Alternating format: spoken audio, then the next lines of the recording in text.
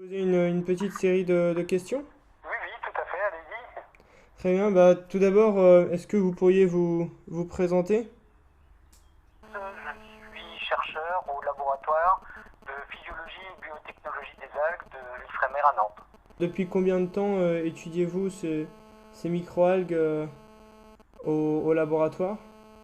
Alors, le laboratoire s'est orienté sur les recherches vers les microalgues à partir de 1998.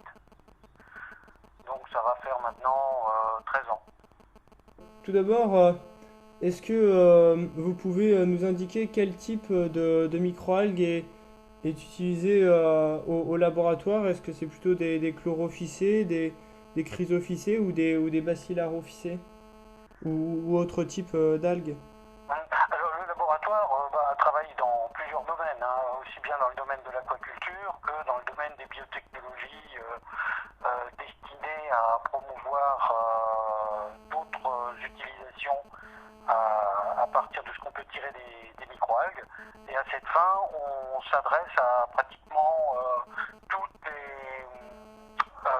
les groupes de microalgues connus, aussi bien les chlorophycées, les rhodophycées, les bacillariophycées, que les cryptophycées, les primnésiophycées, etc., les aptophytes. Donc tout D'accord. dépend de l'objectif que vous suivez.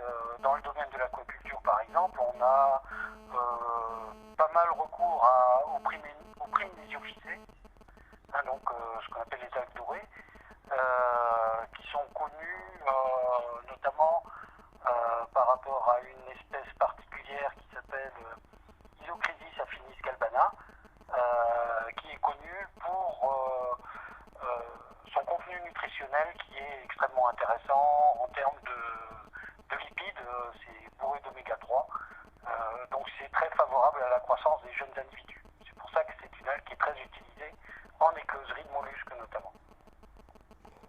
D'accord. Et dans le cadre de production de biocarburants de troisième génération, quelles sont les microalgues plutôt utilisées au laboratoire, justement? Alors là, on a fait un petit peu l'inventaire je dirais de tous les groupes qui sont susceptibles d'être intéressants, hein. C'était dans le cadre d'un projet qui s'appelle le projet Chamache, hein, qui était un projet ANR, et dont il est ressorti qu'il n'y a pas un seul groupe qui ressort du lot. Les chlorophycées sont intéressantes, mais également les bacillariophycées. Ce à quoi on s'attendait, hein, qu'on trouve quelque chose d'intéressant chez les diatomées, c'était attendu et ça s'est confirmé. D'accord. Et quelle a été la conclusion donc du projet Shamash? La conclusion du projet Chamache, d'une part, c'était que ça répondait à la question est-ce qu'il est vraiment intéressant d'aller sur les biocarburants à partir des microalgues. La réponse est oui, à condition euh, de bien prendre en compte le fait que produire un biocarburant à partir de microalgues n'est pas intéressant en soi d'un point de vue financier. Étant donné qu'on va demander à produire une source énergétique à un prix qui est de l'ordre de 1 euro à 1,50 € le litre, euh, c'est quelque chose qui, du point de vue financement, ne tient pas la route.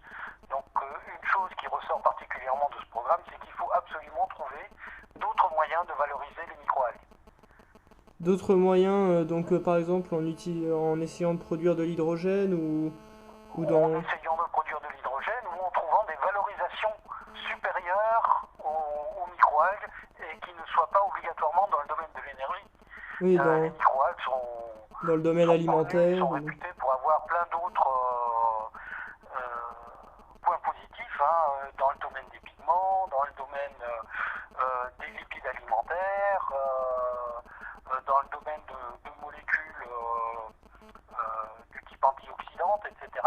Et là, les produits que vous allez mettre sur le marché sont éminemment plus chers et donc justifient une culture derrière. D'accord. Et donc, y a-t-il un projet Chômage 2 qui a été envisagé ou non Alors là, c'est encore en discussion parce que après, il faut retrouver des gens qui soient motivés dans les mêmes, je veux dire avec les mêmes idées. Shamash a démontré quelque chose, Shamash 2 doit avoir une orientation. Et c'est là où les gens ne sont pas obligatoirement d'accord sur qu'est-ce qu'on doit faire. Donc pour l'instant, c'est encore dans les limbes. D'accord. Et donc aujourd'hui, vous pensez que le rôle que le futur des microalgues, c'est plus dans les domaines médicaux, alimentaires, plutôt que énergétiques ou biocarburants en tout cas. Bah, je dirais que le domaine des biocarburants, à la limite, on ne pourra pas s'en passer. Le tout, c'est de savoir comment on va le financer. L'idée est très bonne. Le problème, c'est que pour le financement de cette idée, il faut obligatoirement passer par d'autres types de valorisation. Une chose qui peut être très intéressante et sur laquelle énormément de gens misent beaucoup, c'est le fait de pouvoir utiliser les algues pour pouvoir épurer l'eau En captant le CO2? retirer par exemple les nitrates, l'ammoniac Ouais. des eaux eutrophes, rendre une eau plus propre tout en produisant de la biomasse qui peut être valorisée derrière. C'est gagner plusieurs fois sur le même chapitre. À part les microalgues et donc les biocarburants justement Mhm. de troisième génération, quelle autre technologie pourrait remplacer en fait le pétrole? Oh, bonne question. Vous avez un certain nombre de procédés qui existent, qui permettent de fabriquer à partir de végétaux des substances qu'on peut après modifier à volonté. Vous avez tout ce qui tourne autour